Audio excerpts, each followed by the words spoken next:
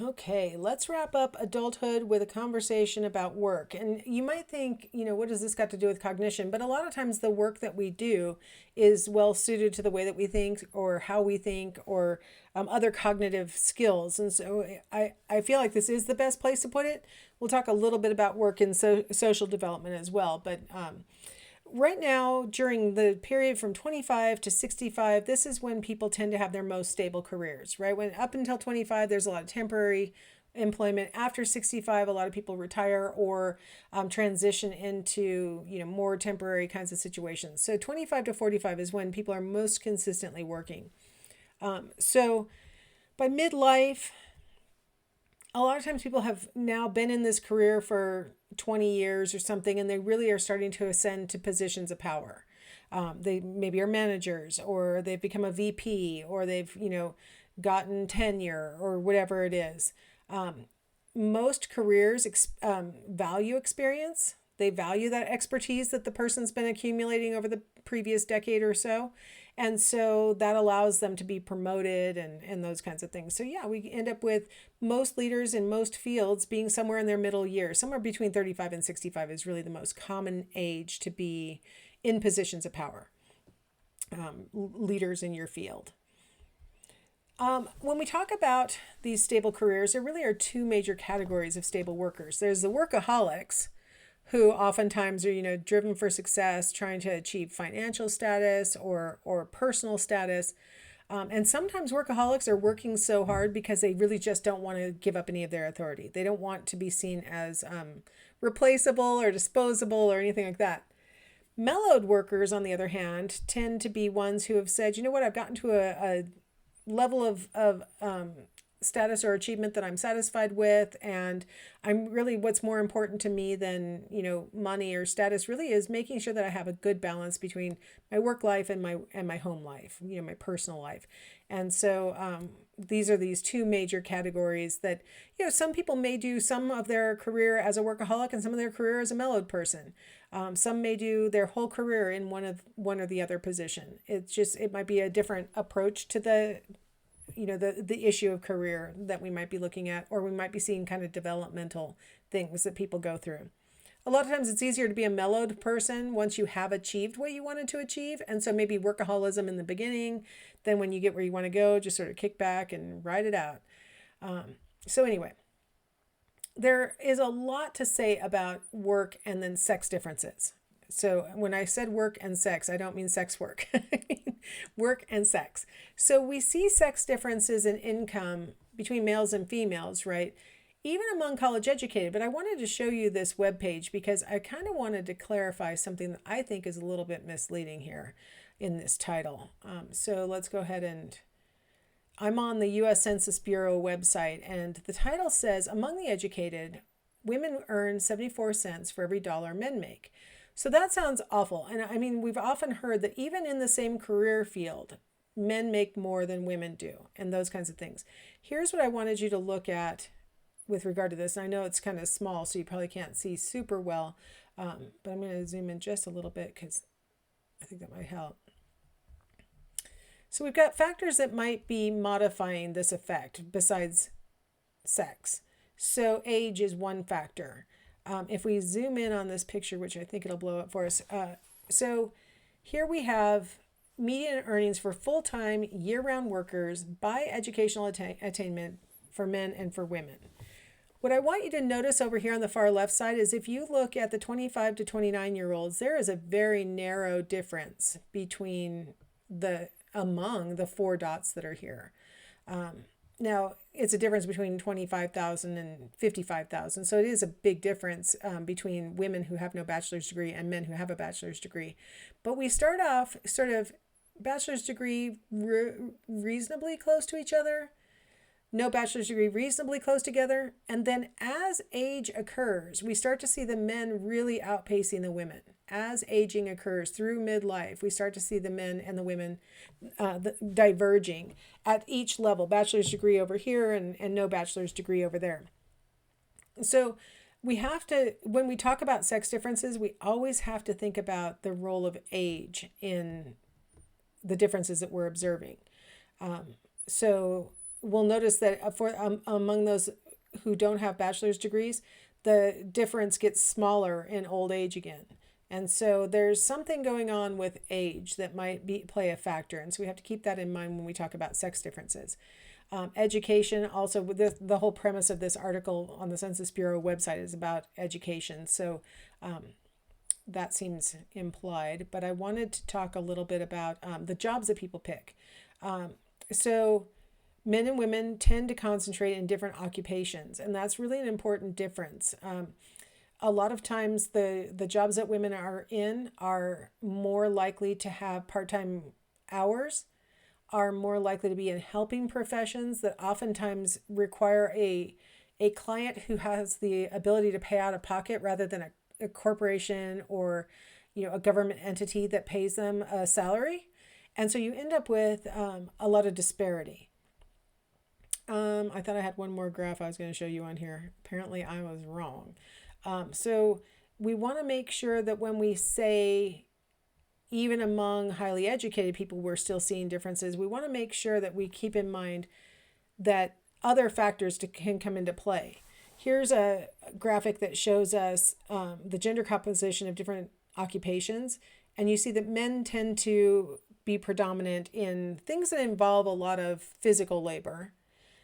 On the bottom, you see that women tend to be overrepresented in areas that have to do with helping, being an assistant, stuff like that. The mixed, like it's almost equivalent male to female, are in areas where teaching is part of it, being supervisors at jobs of different kinds, and then so you end up with equal. So if it's really heavy on physical labor, it tends to be overrepresented in males. If it happens to have a lot to do with empathizing and helping people, you tend to see a lot of women in that career. And then, the mixed one is really getting at, like, what's your personality? What do you like? What opportunities have you come across? That kind of thing.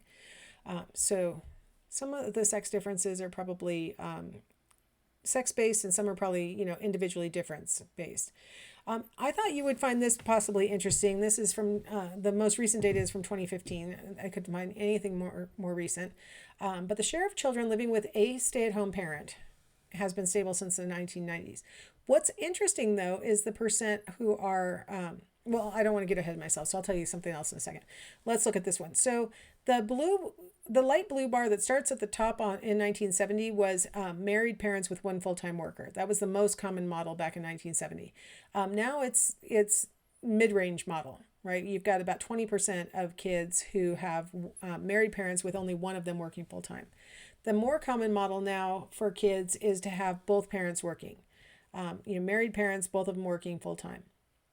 The light blue bar that starts down at about 10% in 1970, but is at almost 31% by 2015, is a single parent as the person who rears the children. The purple bar along the bottom is other, and I'm not sure if that would include things like grandparents or other. I'm not exactly sure what all goes into that. And then we've got a green bar that starts, in 1995, and that is married parents. One's working full-time and one is working part-time. So they only started collecting that data in 1995. So you see a slightly different pattern going on here where more kids, both parents working really hasn't changed that much since 1970. It was about 31% in 1970 and 38% by 2015, whereas the rate of single parents has tripled. The rate of one full-time worker is half what it was in 1970. Those are the really big changes. Everything else looks like it's stayed reasonably stable across these decades. Now here's the share of stay-at-home parents where the dad is the stay-at-home parent. So what you're seeing here is that you've got women in 1970 being more than 90% of the time the stay-at-home parent, if there was a stay-at-home parent. By 2020, they've got that all the way up to 2020. It's about 80% of the time the stay-at-home parent is the mom. Men have gone from almost 0% in 1970 to 20% by 2020. So men have really increased their rates of stay-at-home parenthood. My husband started staying home full-time in 1995. I see a little blip on 1995. Maybe there was something going on or something. I'm not sure, but a little blip in 1995. But he felt like he was the only male at home. And he was marginalized by the other moms in the park, and it was really a tough thing. And he couldn't find any other men to like hang around with their kids, or because it's a long, boring day when you sit in the house all by yourself all day with the kids. So he would take them out, do things with them, and it was always other moms there. And he never made any like dad friends because of that. It was like really tough. Today they have organizations and other things that make it a little less isolating for men. But staying home with your kids can be isolating for either sex. The share of breadwinning mothers differs by U.S. region. So, the Northeast has the highest rate of breadwinning mothers, and then the West, where we live, has the lowest rate. It's only, a little more than a third of the time the mom is the breadwinner. Co-breadwinner has gone up a lot over the past, 40 decades. And so, did I say 40 decades? 40 years or 4 decades? I have to pick one of those two statements. And so what we're seeing is more and more households where mom and dad are both equally contributing to the running of the household.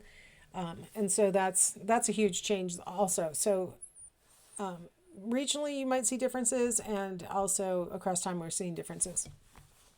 This is labor force participation by sex. And what we're seeing is, in the top panel, you've got the raw number of men and women who are in the workforce in the millions. In thousands. So we got 43,286,000. So it's technically in millions, but they just structured it strangely. But what you're seeing is the gap has narrowed between 1950 and 2020. The gap has narrowed between how many men and how many women are participating in the workforce. And you see that it's another way of depicting it on the bottom, which is the share of the labor force. And you're seeing that men are holding less of the workforce than they had been before, and women are holding more of the workforce than they had been before. And then here's the final thing I wanted to illustrate with regard to work. And I'm kind of just throwing some stuff out, and I'm trying really hard not to characterize or tell you what to think about it. I just want to throw some things out and let you think about what this might mean for people of whatever sex you are, and stuff like that. This is median U.S. income by age and sex. The most recent breakdown I could find like this was from 2015, because it always takes somebody else to go through the census data to break it down. I can't figure out how to use their tables. And so while the data is in the Census Bureau website for 2020, I can't figure out how to use their tables. So we're going to use the 2010 data, which is actually reported in 2015. Anyway, so what we're seeing is in the blue bars, the men, and in the orange bars, the women. And then they're broken down by age, 16 to 24, 25 to 34, and so on. And again, what I want you really to attract your attention to is the 16 to 24-year-olds. There's not as big of a gap in income as there is, and also 25 to 34, there's not as big of a gap as there is by 35 to 44, by 45 to 54. You start to see more and more gap with age. And one factor I would really like to address is one that we've kind of been talking about in class, the idea of childbearing. When you have children, almost always it affects the mom's career more than it affects the dad's career. Women are more likely to drop down to part-time for at least a little while. They're more likely to take a break. They're and maybe lose some traction in working their way up. And so as you graduate from college and you're both getting, males and females are getting jobs that are paid the same rate, which is actually on average, women earn about a penny more than men at college graduation. Like their first job out of college, women earn more on average. It's negligible, let's be honest, but they earn more. But then by the mid 40s, they're earning less. And some of it obviously could have to do with sexism and who's getting promoted and other kinds of things, but some of it could have to do with biological sexism, which is the impacts of what happens when we reproduce and the demands that are typically placed on women when they have children. They tend to handle more of the child rearing duties. They handle more of the household duties on average. There used to be books that would come out like The Second Shift, it was called. Yeah, the second shift, because you get home, moms who work full-time get home and now start their second shift, which is their full-time job of parenting and getting dinner on the table and doing the laundry and all the things that they do. And that a lot of the burden falls on women. And so when we see these pay disparities, some of this might have to do with, disparities in how men and women are taking on roles. I'm trying to decide taking on roles first or roles being placed on them. I'm not sure. A lot of it I know as a young person raising my kids and working full time, I know a lot of those things I placed on myself. I honestly wanted my household to run the way I wanted my household to run, and I put those burdens on myself. And when I would complain to my husband that these things needed to be done and I was upset because they weren't being done, he would say, it doesn't matter if these things are done. Like I was putting the emphasis on the wrong things. And I couldn't understand how he didn't see what I thought was important. Like, how did he not see that that was important? And it's really, nobody told me I was supposed to think these things. I'm not, my mom wasn't even coming over to my house. She lived on a boat in Mexico. I never even saw her. I didn't have somebody coming in and judging me. It was entirely me wanting it to be the way I wanted it to be. Now, maybe we could go back to my childhood and say I watched the wrong shows, or I don't know, but I'm just saying that a lot of times the things that we want to do are things that we really want to do, and we struggle with them, I think, sometimes, and it can have impacts on our careers. I know for me, for sure, these things had an impact on my career. I can guarantee you 100% tell you that these things had an impact on my career.